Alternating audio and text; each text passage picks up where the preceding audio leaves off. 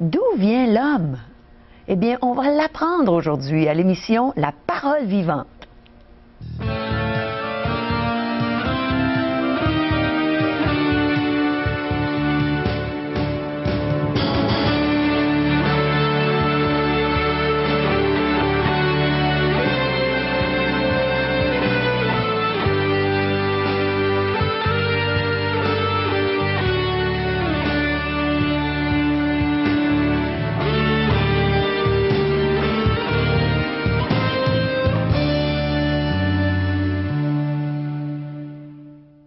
Bonjour chers amis et bienvenue à l'émission La Parole vivante. On a toute une émission à vous présenter aujourd'hui. On a le pasteur Régent Joly qui va nous entretenir sur l'origine de l'homme. On va entendre un chant de Rachel Petit, le témoignage de Nicole Caron. Et naturellement, on est toujours intéressé d'avoir vos commentaires, vos questions. Alors, visitez-nous à 1-877-l'Espoir, 1-877-537-7647 ou allez sur notre site web, espoir.ca. Alors, chers amis, je vous ai dit que Régent avait tout un message pour nous aujourd'hui et je pense que tu as une réponse pour notre question, n'est-ce pas, Régent? La grande question existentielle, oui. Qui suis-je? Oui, d'où je viens? Surtout. On va y répondre avec l'aide de 2 livres. Premièrement, dictionnaire. Dictionnaire Larousse, j'ai mis une définition sur ma feuille ici. Oui. L'homme, mammifère bipède, c'est-à-dire 2 pieds, bimane, 2 mains, capable d'industrie, c'est moins sûr chez moi. Et chez moi aussi, Régent. Et doué de parole. Alors, on comprendra que cela ne satisfait pas vraiment l'homme en tant que définition. Allons voir la Bible, ce qu'elle déclare au sujet de l'origine de l'homme. C'est Genèse chapitre 1. Genèse qui veut dire origine, soit dit en passant. Oui.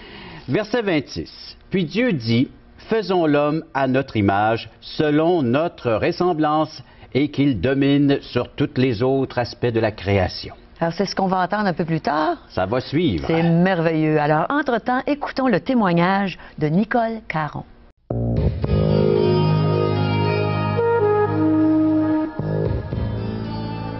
J'ai entendu des gens, moi, qui disaient que l'homme descendait du singe. J'ai de la difficulté à croire ça. Alors, je pense que ça va valoir la peine d'écouter ce que Régent va partager aujourd'hui à ce sujet. L'homme, aujourd'hui, là, s'entoure d'une montagne de matériel. On a du confort comme jamais aujourd'hui. On a nos Elran, nos Lazy Boy, pour ne mentionner que cela. Et puis, d'une façon, on se rend confortable dans notre société, dans notre vie. Oui. Et pourtant, tous nos savants, nos spécialistes ont un seul mot à nous dire, c'est que l'être humain est en mal de vivre. C'est vrai. Comment se fait-il que on a ce mal en soi si profond? Les psychologues, les sociologues, les anthropologues, les futurologues, tout le catalogue est en accord pour dire qu'il y a un mal en soi. C'est vrai. Oui. C'est visible, c'est palpable aujourd'hui. Et c'est profond. Ce malaise est très profond, au point que même des gens qui ont le mal de vivre, qui n'ont plus le goût de vivre. Ils sont prêts à mettre fin à leur vie, tellement qu'ils souffrent intérieurement. Et c'est toutes les couches de la société. Jusqu'aux plus jeunes, jusqu'aux plus vieux, aux plus âgés, on a ce mal de soi, un mal de vivre qui caractérise notre société. Alors imaginez si on est entouré de gens dans une société qui ont mal, qui souffrent. Puis il n'y a pas de solution. Comment y remédier? Bien certainement. Notre thème aujourd'hui, c'est à la recherche de notre identité. Ah. Et c'est là qu'on va retrouver tout ce bien de pouvoir vivre avec une relation intime et personnelle, comme je vous l'ai mentionné tantôt dans l'introduction de ce message, avec celui qui nous a créés à son image, à sa ressemblance. Alors, c'est de là qu'on vient, Régent? C'est de là qu'on vient, mais j'aimerais qu'on écoute quelques voix de ce monde qui se sont fait entendre déjà et qui ont défini ce que c'est que l'homme en tant que tel. Donc, on va regarder ensemble. Vous savez que la parole de Dieu rajoute dans Matthieu chapitre 4, verset 4, que l'homme ne peut pas vivre sans Dieu. C'est le Seigneur Jésus qui nous a dit, en d'autres mots, je vous le cite, alors c'est Matthieu chapitre 4, verset 4, imaginez, Jésus dit, « L'homme ne vivra pas de pain seulement, mais de toute parole qui sort de la bouche de Dieu. » Donc, on ne peut pas vivre sans ce Dieu et sans ce qu'il est prêt à mettre à la portée de chacun d'entre nous. Comment est-ce qu'on peut savoir ça, les gens?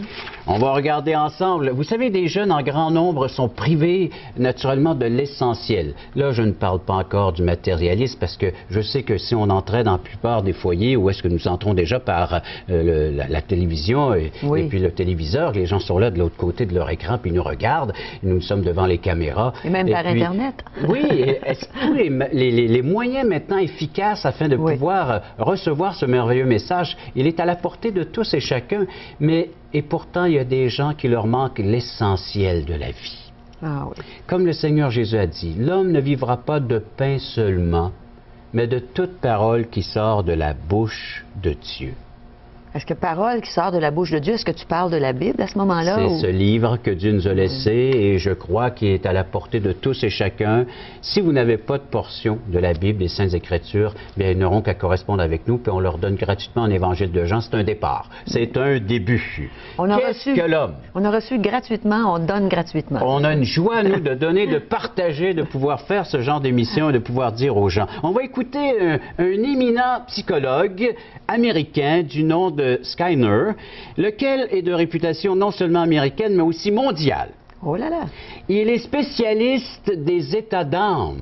Alors, on commence à toucher la profondeur de l'être humain. Pas superficiellement, mais on va aller en profondeur. Alors, donc, qu'est-ce qu'il dit? Il dit que nous avons inventé l'homme parce que l'homme n'existe pas. Oui, je comprends pas ça. Là. Il est psychologue et puis, je me demande, moi, ce qu'il peut penser de ses patients lorsqu'on va le voir à son bureau alors qu'il dit que l'homme n'existe pas. Imaginez quand on va là pour se faire soigner. Je regrette, mais tu n'existes pas. Alors, on va le consulter et l'homme est une super machine, qui nous dit. Un super moulin à café. Alors, imagine, le matin, quand on fait notre café, là, on aime ça bien broyer, hein? Oui. Alors, nos grains de café afin d'avoir un bon café, un très bon café. Alors, l'homme se laisserait broyer. Je n'invente rien, hein? Alors, oui. Alors, imaginez donc. Alors, vous apprenez aujourd'hui, chers amis, que nous sommes comparés, nous ne sommes qu'un moulin à café. Il est vrai qu'aujourd'hui, plusieurs d'entre nous, nous broyons du noir. Oh là là, oui, c'est un bon jeu de mots, alors ça, donc, en réfléchissant un peu sur la pensée du docteur Skinner, mais imaginez, ce savant, ce psychologue dit que nous, on n'existe pas, puis on n'est qu'une machine. Alors donc, on va réparer une machine, aussi simple que cela. J'avais entendu les mêmes propos à l'Université Laval à Québec. On avait une table de livres et puis on montait ça s'appelait Profil spirituel. Et je me suis rendu justement dans le pavillon où on est en train de former nos futurs docteurs. Et puis je leur posais la question, qu'est-ce que l'homme? Et on me répondait, c'est une super machine. Certainement venant de ce docteur Skinner, là. Alors il y en a qui répétaient cette pensée-là. Alors j'ai dit, si on n'est que des machines, on devrait vous donner, allouer que des salaires de mécaniciens. Est-ce qu'il voudrait dire aussi que l'homme serait inventé par l'homme? Exact, c'est en plein ça. Alors, il n'existe pas, mais l'homme se l'a inventé, se l'est créé, afin de pouvoir être ce qu'il est. Karl Marx, lui, il a dit, l'homme est issu de la contradiction.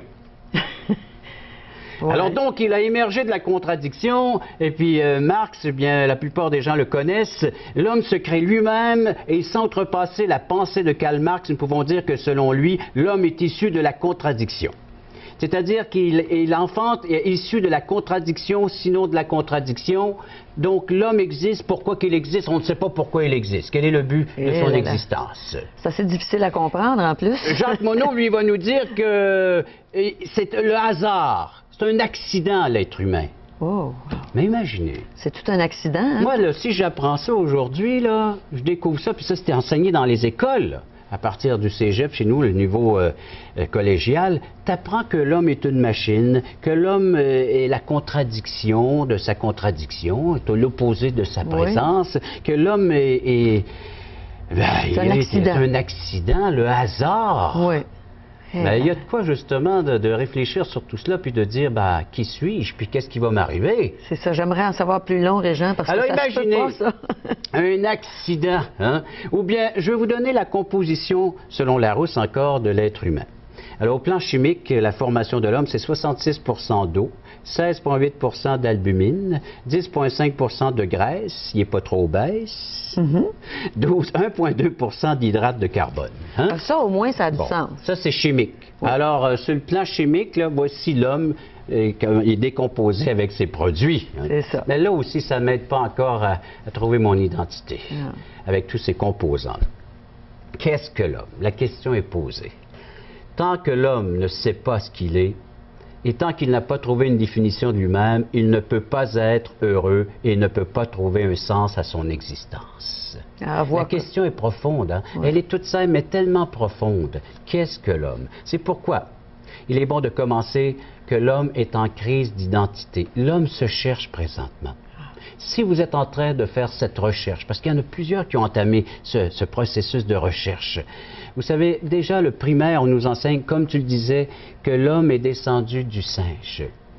Et je me souviens que mes enfants aussi, que les enfants de d'autres croyants comme moi, qui croyons à la Bible, qui croyons à cette origine divine, que nous sommes faits à l'image de Dieu, créés à sa ressemblance, créés, nos enfants devaient confronter cette autre philosophie de cette théorie que l'homme descend du singe. Comment est-ce qu'il arrivait à la maison comme ça, tes enfants? Et moi, je leur disais à mes enfants, ben, on doit faire un travail de recherche et puis on devrait écrire sur les origines, sur nos origines. Ben, j'ai dit, prenez la Bible, allez leur lire les premiers textes de la Bible, de la Genèse. Oui. Mais savez-vous que c'était mal perçu, mal vu? Terrible. Qu'un enfant arrive avec sa Bible en classe, puis ne fait que lire, simplement lire les premiers textes de la Bible, que l'homme a été créé à la ressemblance, à l'image de son Créateur, de Dieu. C'est tellement simple. Oui, hein? C'est tellement Alors simple. Que je viens vous parler de toutes ces autres philosophies, de toutes ces autres pensées qui sont si complexes, si difficiles. Comment se retrouver à travers toute cette pensée, ces pensées qui sont véhiculées là et enseignées à nos enfants? Oui. Mais est-ce que la Bible confond justement toutes ces pensées-là? La Bible le confond. Et puis, encore une fois, le Seigneur Jésus nous a enseigné que sans Dieu, on ne peut pas avoir la véritable vie. On a besoin de cette relation avec Dieu. C'est lui-même qui dit que la vie, c'est de connaître Dieu, notre Créateur, et celui qui l'a envoyé. Ça, c'est en toute lettre dans Jean chapitre 5. Et allons-y donc avec ce que la Bible répond, ce que la Bible dit. Il y a une confrontation avec toutes ces autres philosophies, ces autres pensées. Et dans Jean 5, 24, ça, c'est un des premiers versets qui est venu susciter en moi ce désir de pouvoir connaître davantage, où nous lisons en vérité, je vous le dis, celui qui écoute ma parole, qui croit celui qui m'a envoyé, a la vie éternelle. Il ne vient point en jugement, mais il est passé de la mort à la vie. Ce verset rempli d'assurance. La personne qui y place sa foi. Plaçons notre foi, notre confiance dans ce Créateur, dans ce qu'il nous dit, dans ce que nous sommes. Et nous allons retrouver notre identité et par le fait même notre responsabilité, de part de responsabilité en tant que création de Dieu, ici-bas sur cette terre, et de pouvoir le représenter, d'être son image. Alors Dieu nous a simplement créés. Puis sa parole, c'est comme notre livre d'instruction. Ça devient notre livre d'instruction, notre livre de référence, notre livre de chevet, notre livre qui va alimenter notre foi, notre confiance, de voir que Dieu m'a aimé au point de me créer et de me placer ici-bas sur sa terre comme nous tous, afin de pouvoir ressembler à lui, de pouvoir le manifester, le démontrer dans nos actes, dans nos paroles, de dire oui, un Créateur, et regardez, moi j'en dépends de lui, j'ai confiance en lui, si je peux vivre pleinement ma vie, si je trouve un sens, un but, et puis cette identité maintenant, hey, je suis un enfant de Dieu. Puis par la foi en Jésus-Christ, je suis devenu cet enfant de Dieu. J'ai mon identité, je sais qui je suis. Et cela m'aide maintenant, ça devient très fonctionnel dans mes relations avec les autres. Je respecte les autres qui ont été créés aussi à cette image et je les encourage et je peux leur dire maintenant que vous aussi, vous pouvez établir cette relation avec le Créateur. Vous savez, il y a un petit tract qui existe au sujet des singes qui a été véhiculé. C'est 3 singes qui se trouvent dans un arbre qui discutaient de savoir que l'homme descendait de leur race. Là, hein? Alors, il y a une rumeur qui court, il dit, qui me met, moi, de mauvaise humeur. On prétend que, et c'est une injure qui m'agace, dit le singe, que l'homme descend de notre race, notre noble race. Mais jamais singe n'a laissé sa femme et ses enfants mourir de faim dans le dénuement. Jamais non plus on ne vu un singe ou une guenon revenir tard le soir, saoul comme un cochon, puis faire passer les autres de la vie à trépas avec un bâton ou une arme quelconque. Nous, on n'agit pas ainsi. L'homme est descendu, ça c'est un fait. Mais que ce soit de nous, alors ça, jamais. Et là, ça c'est clair. Oh, oui, c'est clair. Alors oui, on est descendu, oui, il y a une chute, mais on va encore retrouver ça. C'est le péché, la désobéissance de vouloir vivre notre vie sans Dieu. Revenons à Dieu par Jésus-Christ, nous retrouvons tout le sens et notre identité pour vivre. Merci, Régent. Revenons à Dieu. Justement, on a besoin de revenir à Dieu et il veut vous montrer le chemin. Saviez-vous ça? Alors écoutons Rachel Petit qui chante justement « Montre-moi le chemin » et méditons sur le beau message que Régent vient de partager avec nous de notre identité, qu'on est des créatures de Dieu et Dieu veut nous sauver, nous donner la vie éternelle.